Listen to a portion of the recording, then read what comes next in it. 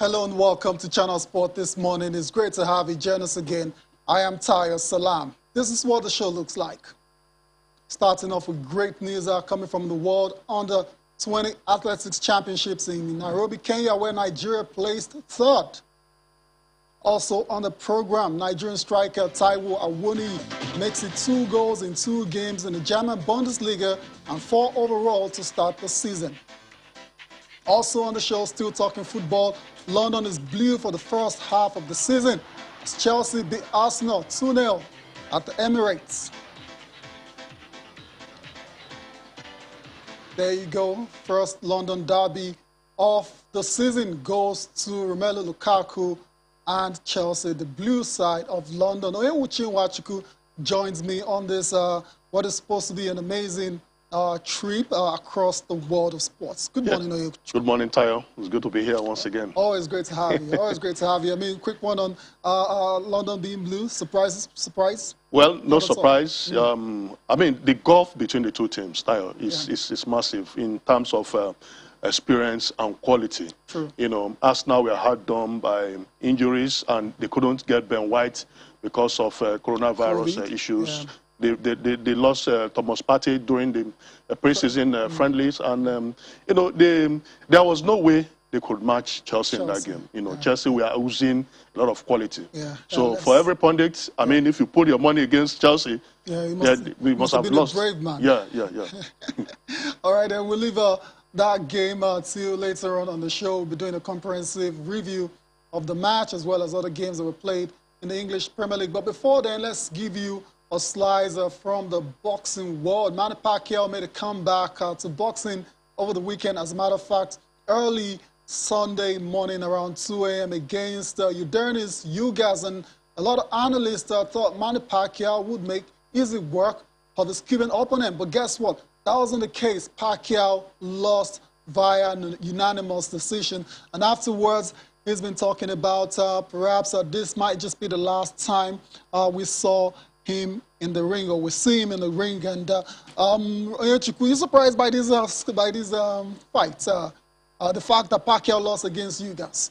No, you know, Tayo, there are no guarantees in boxing, in sports generally. Okay. You know, at 42, perhaps Pacquiao felt that he could, you know, do another, achieve another feat in boxing. Yeah. But he was fighting against a Cuban who was 7 years younger and must have been in top shape. Of course. The last time Pacquiao fought was in 2019. Yeah, you know, over a year ago. More than 2 years ago. And that was in July. So, 2019. So, I mean, it was going to be difficult for him to come back and do what he's used to doing. And I think this has humiliated him, and he's already thinking of retirement, perhaps going into politics like he has wanted to do, and vying for the presidency of the Philippines or doing public service. Interesting. Manny Pacquiao, like I said, 42 years old, the only 8th division world champion in boxing history, tried to come back to get another title over the weekend, but it wasn't meant to be. He's been talking about perhaps, like I said, this might just be the last time we see him in the ring, and he's been trying to explain exactly what happened in the fight and why he lost to Udernis Ugas.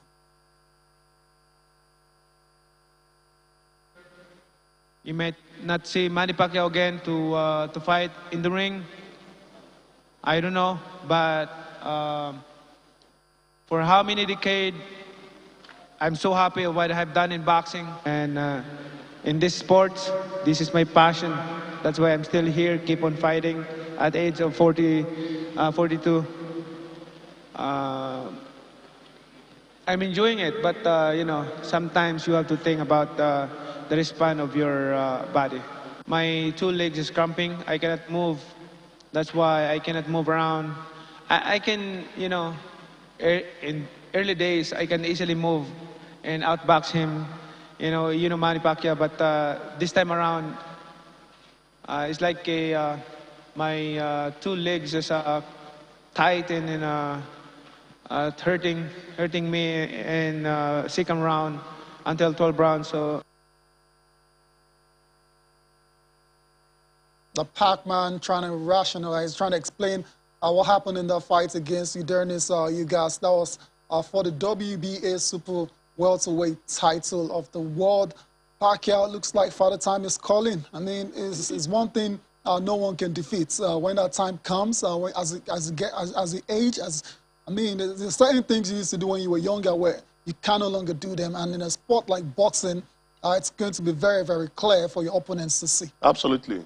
I mean, Pacquiao used to be very, very devastating. Yeah. I mean, he has achieved a lot in his career that has spanned over 26 years. I think perhaps the twilight has come. Yeah. And the reality is that he has to quit before he, subjects himself to further disgrace. Further. You know, because if you have gone to that level, losing all the three judges, it was unanimous, gave it to his Cuban opponent. So it shows that he was really not in his elements in that game. And he tried to, in search of a knockout towards the end of the fight. Yeah.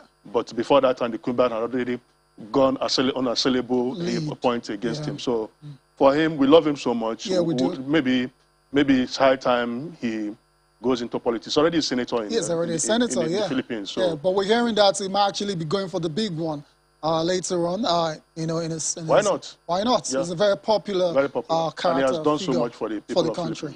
Yeah. All right. So we wish Manny Pacquiao all the best. Hasn't retired just yet, but it looks like that's on the offing and it's on the horizon for Manny Pacquiao to hang up his glove.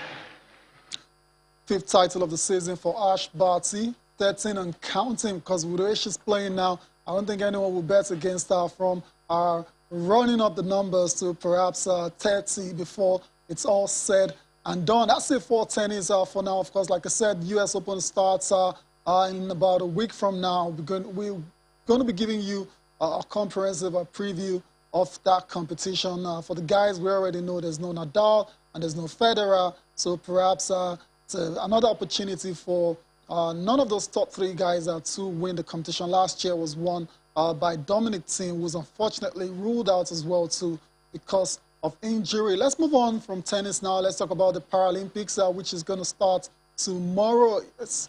The buzz is not really there like that compared to the Tokyo Olympics, but we're still going to talk about them because Team Nigeria is going to be a part of that competition as well too. Just like the Tokyo Games, no fans allowed, and you can imagine how athletes had to cope with that very situation, which is not ideal, but they coped. We saw some great times as well too. The Paralympians are no different. They're all looking forward to performing very well, despite the fact that fans are bad at the games. Yeah, Tayo, I think the Paralympians really needs a lot of psyching. Yeah, the special. Maybe the sports minister and the administrators at the sports ministry should get psychologists to try to psych the athletes, because it's strange, competing when there are no fans. And these are special people, and they have done us proud. We are always sure that they're going to get medals. They have a lot of record holders in the contingent, and the Paralympians have been praising the minister, saying that they got everything they needed. I hope it's so. But at this Paralympics, we expect nothing different, from what they have done in the past. And I just hope they can create more records, break the records that they've already created, and win more medals. And coming back home, we should be able to give them the right environment. I've interviewed some of them in the past, and they say when they compare the kind of facilities, the kind of motivation their contemporaries outside the shores of this country get, is nothing compared to what they get. And for instance, the kind of wheelchair that they used, their opponents use, the kind of training, the grants they get. So these are the things going to the Paralympics we should study and try to give them, because if you give them more, they are likely to, get more medals, break more world records, and the glory is to the country. You're spot on, because these guys get very little and they deliver most of the time. So imagine if you give them, a lot more, then that'll be good for Nigeria. Let's take a listen now to some of the Paralympians talking about their targets for the Tokyo 2020 Paralympics. The Paralympians are aiming high, not feeling too down, because fans will not be allowed at the games. Of course, Nigeria will be a part of it, like I said, 4 sports in total for the country. It's going to start tomorrow, and you can always stick with us for all of the updates. We need to go on a break now. We'll come back. We'll be bringing you everything you need to know about Nigeria's performance at the World Under-20 Athletics Championships. Join us again.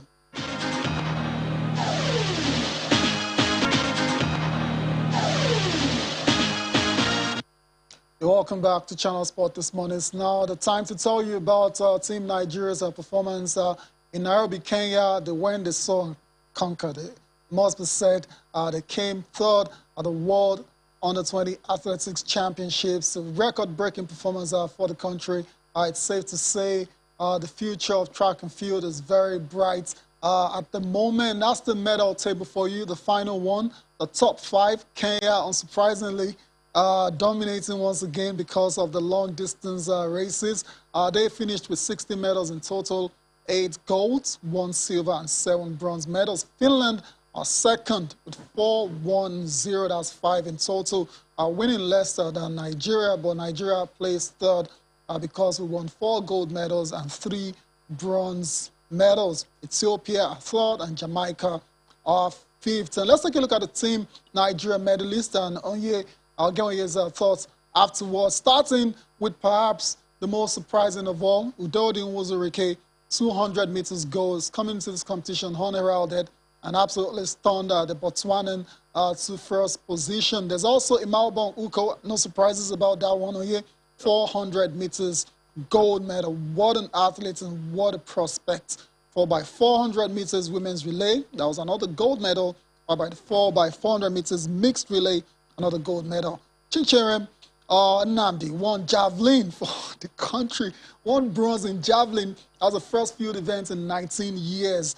That's a quite remarkable feat. Favor Ofili in the 200 meters won bronze, while in the 4x1 women's relay was another bronze medal. Here with you, fantastic performance from the youngsters. Absolutely, Tayo. I mean, when you look at the composition of these athletes, you could say, okay, some of them are based in the U.S. Yes, of course. They are exposed to the best facilities. But for Imalbong Uko, you remember he competed barefooted at the Akwa Ibom Sports Festival. Can I forget? You know, so I mean, it shows that right here we have the talents, and what we just need to do is for the administrators to put on their thinking cap. And how will you do that? Ensure that these talents that have been discovered, and that is the biggest challenge. You know, we can celebrate them now, give them cash awards, and we go back to sleep. That's what we're used to. But to up the game, we need to follow up these athletes. We need to give them the best.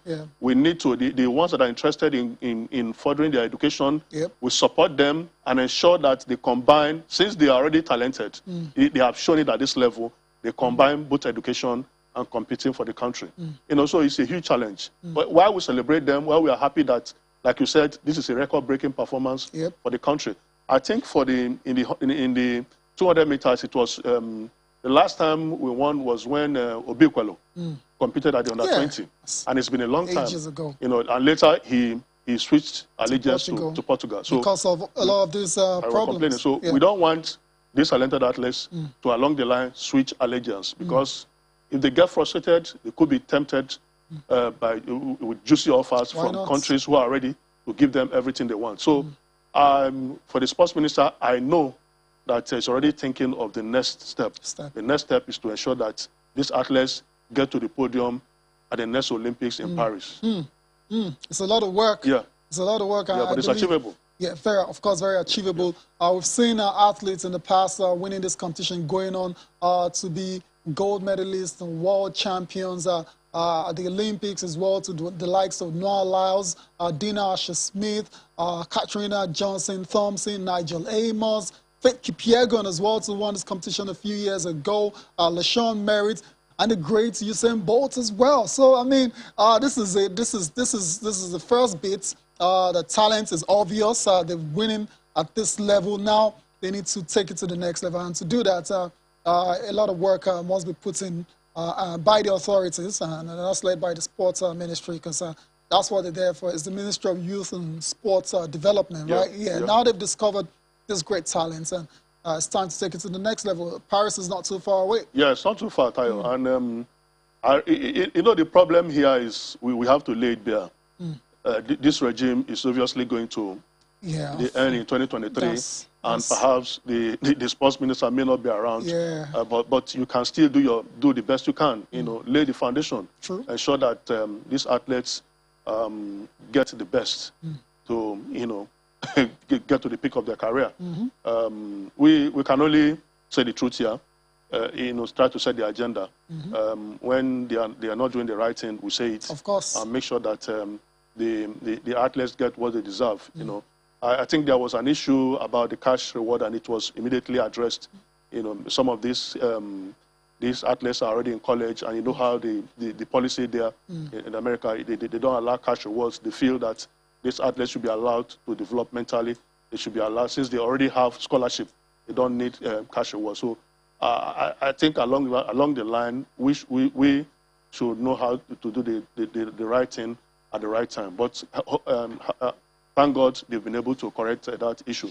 The ones that are eligible to get the money should get the money. But it's not about cash rewards, Tayo. Yeah, that's by the way. Yeah, that's by the way. It's about nurturing these talents to greatness. And I hope they will get there. I hope so as well, too, because after missing out on the last edition, going to, of course, Kenya and putting up such a show, you cannot let this talents just go to waste. So whatever support that they need, I want to believe the authorities, the sport ministry will be giving them as they continue to progress in their careers. Like I said, too many great athletes have come out of this competition to do great things. Usain Bolt being the biggest of all, Kirani James, Sean Wibo. I can go on and on and on and on. So anyways, congratulations to Team Nigeria for finishing third at the World Under-20 Athletics Championships. Let's move on from that now, come back home and talk about football, the Aisha Buhari Cup. It's not too far away as well, to next month, September the 13th, to be precise. And the local organizing committee members, of course, have been making the rounds, inspecting the facilities that are supposed to host this particular competition. Same pictures coming from the Onikon Stadium, where they inspected the Mobolaji Johnson Arena. They're checking out the facility to certain the pace of work at the venue. Apparently, there's still some renovation work going on there. But, I mean, it looks like almost everything is going to be ready before the tournament kicks off next month. Yeah, the pitch is looking lush green. I saw the pitch yesterday as well. That is quite. I saw it from far away. I was like, wow. That's quite commendable. Yeah. And we know what Onikon Stadium used to be, you know, some years ago. And the state government have been able to pull a lot of resources to, you know, take it up to this standard. Well, if it takes the Aisha Buhari Cup to achieve this, whatever, why not? The players, get the job done. Yeah, get the job done. The players will enjoy it. I think it's good for women's football. They don't have a lot of tournaments, you know, apart from the African Women Championship, then at the FIFA level, the under-20, the under-17, and the Women's World Cup. The ladies are really, you know, staff of championship, and this is coming as a very, you know, welcome development for them. Indeed. And some countries are coming here to play. That. Yeah, very, very, very beautiful. Look at that. Yeah, some countries are coming here to play against our Falcons. It's also to also help the national team to prepare for the matches ahead of them this year and next year. Right. So it's a win-win situation for women's football. Anything that can improve the quality, you know, make the girls happy, I mean, we always support that.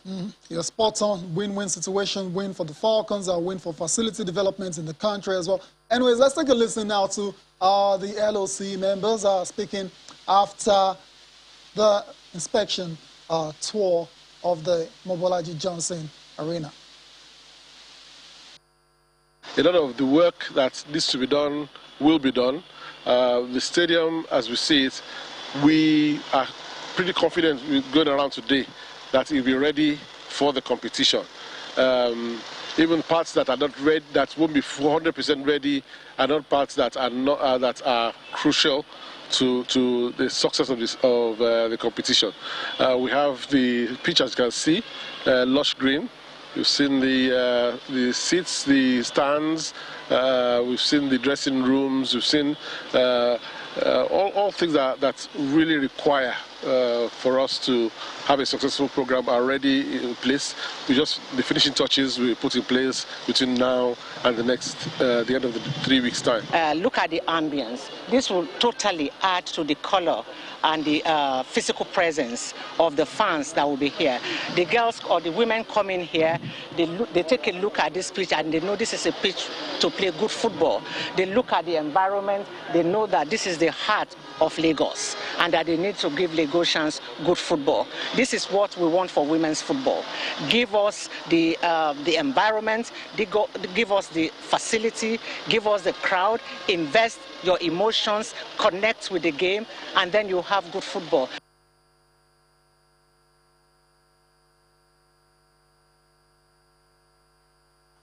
Member of the LOC, Aisha Buhari, of course, all sounding very confident that the stadium will be totally ready for the Aisha Buhari Cup, which is going to start on September the 13th. That first match will be between Nigeria and Morocco. The Super Falcons, of course, the dominant force when it comes to football on the continent. Let's get on with the show now, still talking football. This time around, let's talk about the Nigeria National League. The most important, or how do they describe it? Yeah, that's how they describe it. Indeed, yeah, right? Yes, well, I mean, talk is cheap, but yeah, it's important to teams trying to gain promotion. Yeah, but then the running of the league, everything concerning it, it's not just nothing to write them about. But that's another discussion for another day. Let's give you Group B1 results. The games that were played. Ekiti United defeated Dynamite Force by 2-1.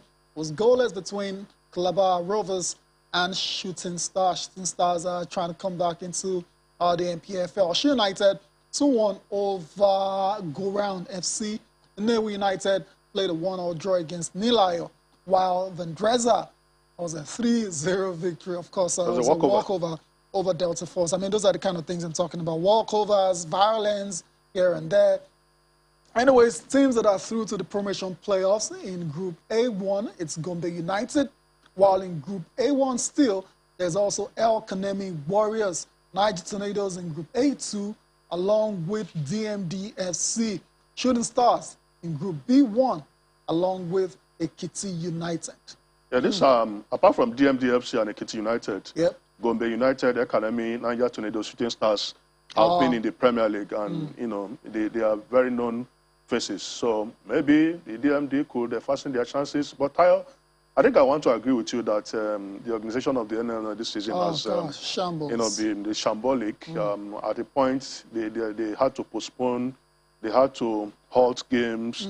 And you know, this affects the momentum of players. Yep. When you get into a season, you are already physically and mentally in top shape for matches, and suddenly they are postponed. It demoralizes, it kills the spirit of the players. So, and there are no sponsorship.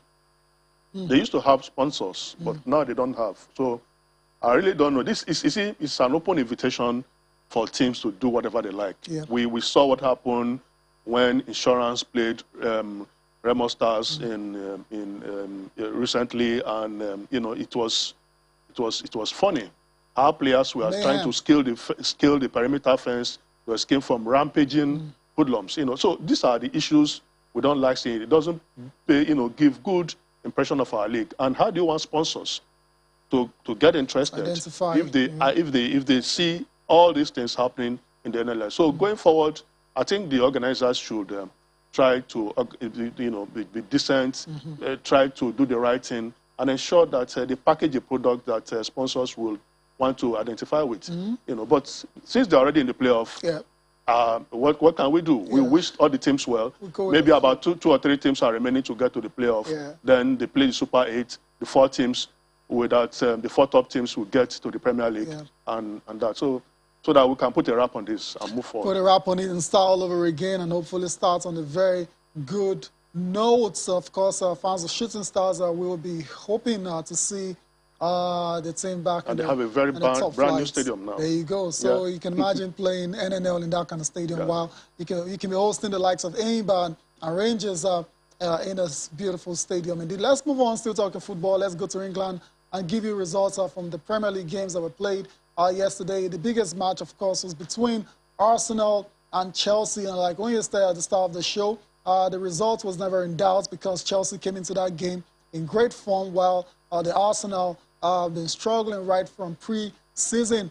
Before then, it was 1-0. It was a 1-0 win for Tottenham against Wolves. Dele Alli on the score sheet in that particular game for the Spurs. Southampton United held Southampton to a 1-1 draw, while Chelsea and Arsenal ended 2-0 in favor of the Blues. Romelu Lukaku scoring in the second debut for Chelsea. Result was never in doubt. You said it all. But for Arsenal, I mean, where did they go from here? Before we get to Arsenal, let's take a listen, first of all, to the coach of Chelsea, that's Thomas Tuchel, speaking on the performance of Romelu Lukaku. Well, it was a very good start. Of course, it's the best thing when your striker scores straight away and scores straight away an important goal to bring the lead 1-0 to us. But on top of it, he linked up very well with Mason Mount, with Kai Havertz, and gave something to our game that we can play very, very directly up front into the last line. And he was dangerous throughout the whole game because he's also dangerous in counterattacks. So we brought him into the game very, very good already. So now it's about details. There is, of course, stuff to improve. It's the beginning of the season. He almost scored a second one, which was a fantastic save by Bernd Leno, and yeah, was a very good debut.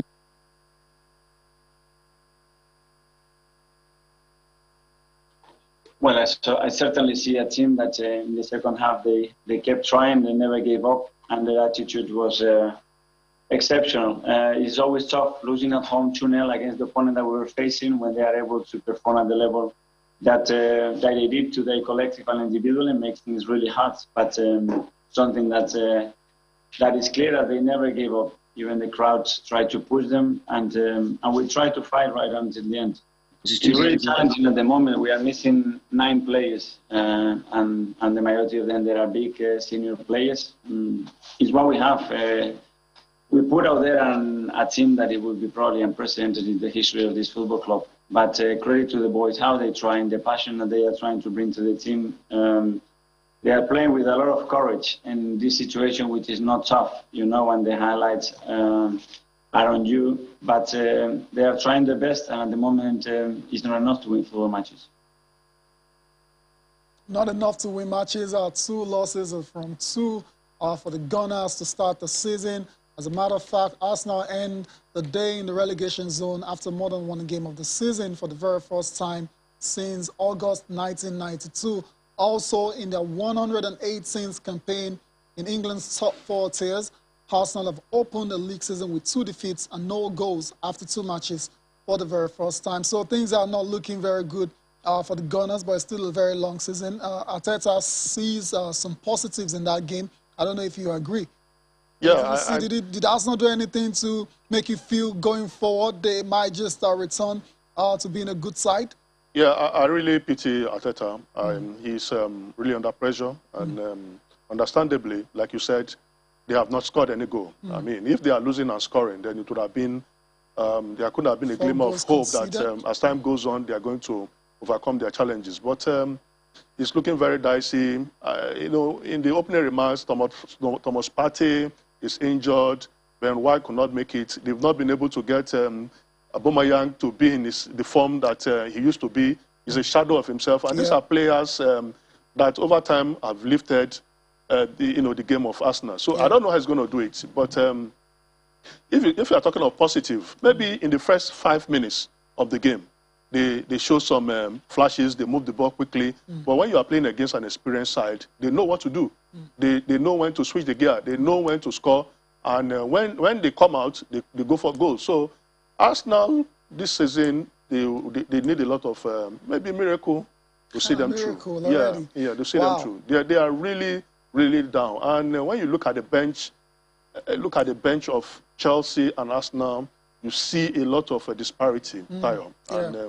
And you know, interestingly, they spent a lot. I don't know how they did it. They spent a lot of money. They spent a lot of money, and they are not getting results for the money they spent. So a few pundits that were spoken to on the show, Bada, for example, just doesn't believe they spent the money correctly. A lot of money spent, but not spent wisely. Not spent wisely, and that's why they're in a very dire situation right now. It's still a very long season, so perhaps it's not time to start, getting pressing the panic button. Exactly, can't press the panic button after two games of the season. But it must be said, Arsenal are not looking good at the moment. We need to go on a break now as a final break. When we come back, we'll be going across the rest of Europe to give you updates from their leagues. The Italian Serie A started over the weekend, and of course, Taiwo Awoniyi continues his great goal-scoring form in Germany. Join us again.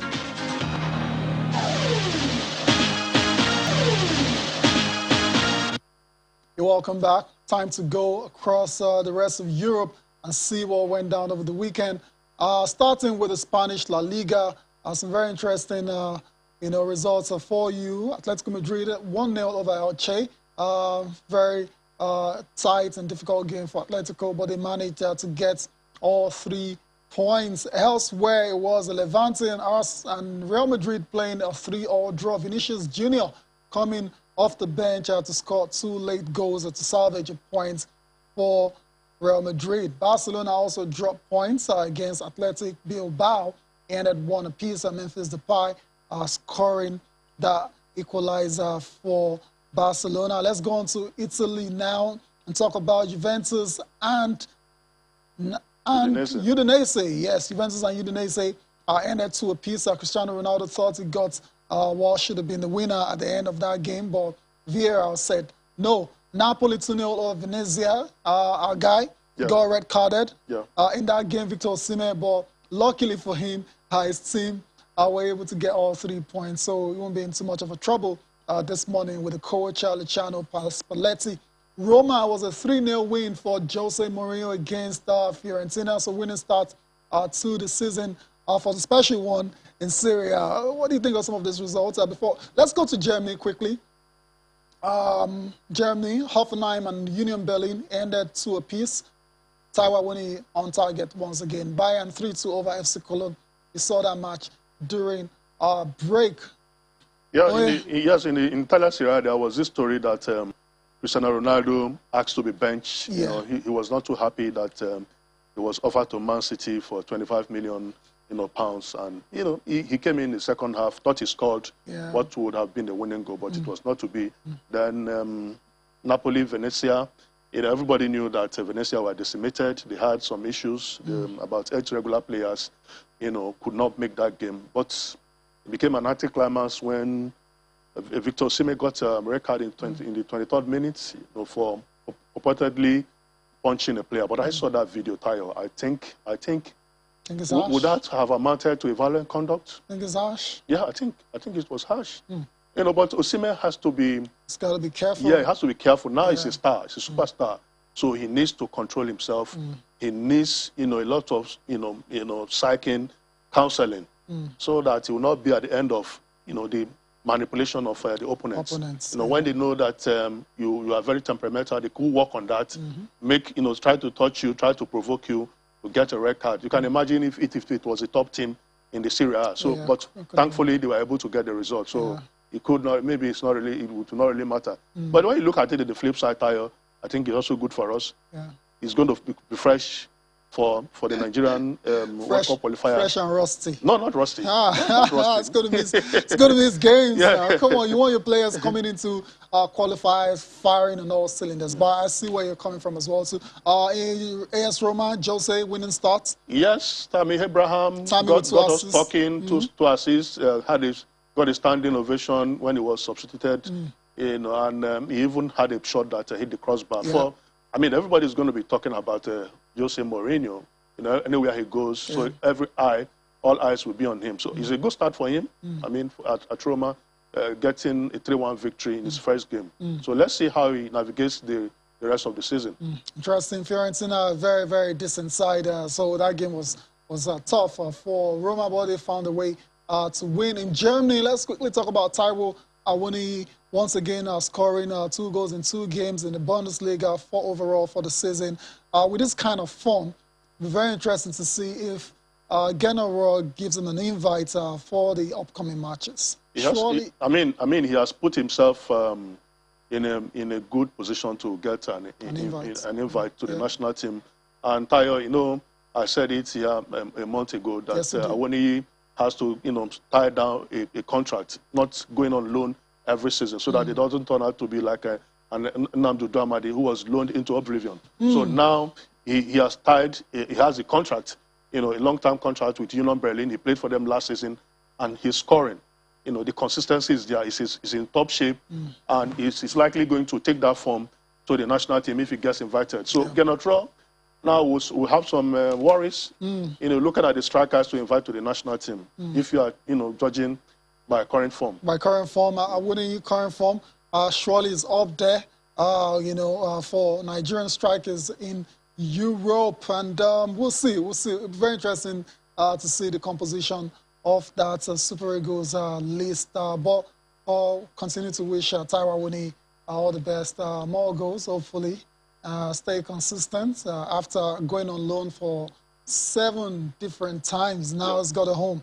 Focus, play. And the talent has never been in doubt. We've seen him right from the under-17 levels. Let's take a look at the papers now before we close the show. Let's start with Sporting Life. Of course, Romelu Lukaku is front and center after scoring on his second debut for Chelsea. Keane on the press by Red Devils midfield. That's Roy Keane, Manchester United legend. Osimhen sees red for punching. He already gave us his thoughts on that particular game. Club hails Haaland as force of nature. I think we can all agree that our young man is not, is quite, it's not normal. Let's putting it in quotes. It's not, very, come on, can I say about Haaland?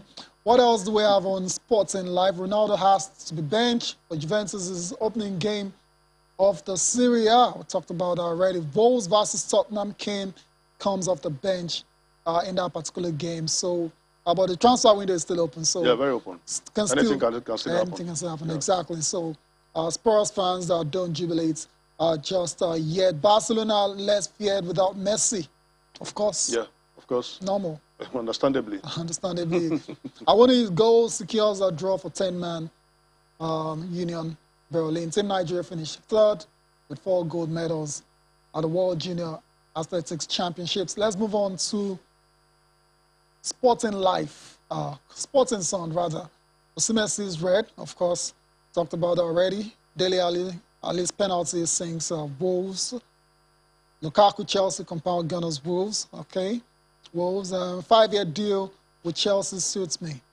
Okay, what else again? Beckham opens talks with Messi. Okoye says parts Rotterdam from defeat.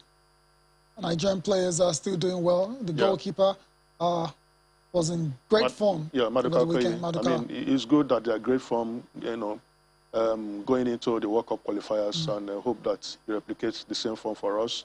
That's the most important thing, and he does well for his team too, and possibly get better contracts. We thought that he was going to leave Sparta Rotterdam last season, but that didn't happen. So he's still tying down his first. He's got a new contract. Yeah, got a new contract. Yeah. So for Maduka, it's still very young. So, I mean, there's no hurry. If he continues to develop at this rate, it's only a matter of time before he ends up at a big club. No disrespect to Sparta Rotterdam for giving him that chance to play top flights to European football. Igalo nets brazen all. Shabab, 6 goals. Thriller Samuel Kalu back for Bordeaux. Came off the bench, so looks in good health. Yeah, right? Hopefully. Nothing to be worried about. Last paper for review is Complete Sports. Osimhen's red card, once again, being one of the top stories. The Iheanacho targets 4th goal in 10 games versus West Ham. That's tonight against West Ham, Leicester.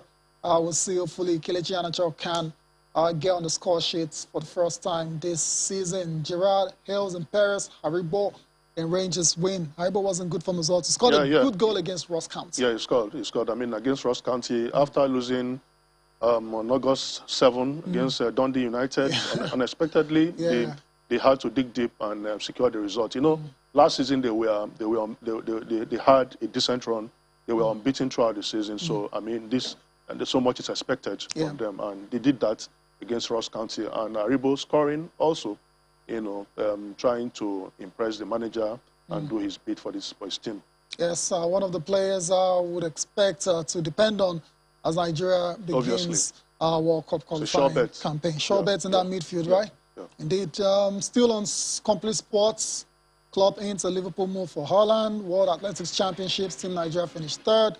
Talked all about that already. Ronaldo fuming as Juve blow 2-goal lead over the weekend. Man City, 50 million short for Harry Kane. So this is that is going to rumble on until the end of the transfer window. Tottenham have demanded that they add 50 million to the valuation, make it 150. That Daniel Levi will not allow Harry Kane to be sold for anything short of that, less than 150,000. I mean, 150 million pounds. So whether or not Man City will be able to raise that fund is what will be known in the days ahead. Yeah, we'll see. We'll see. But the ball is in City's courts now. Pay, show me the money, and you can have your man. That's the message coming from Daniel Levy, Tottenham chairman. Thank you for coming on the show again. Always appreciate your time. Thanks for having me. All right, guys. Thank you for watching as well. Enjoy the rest of your day. I am Taya Salan.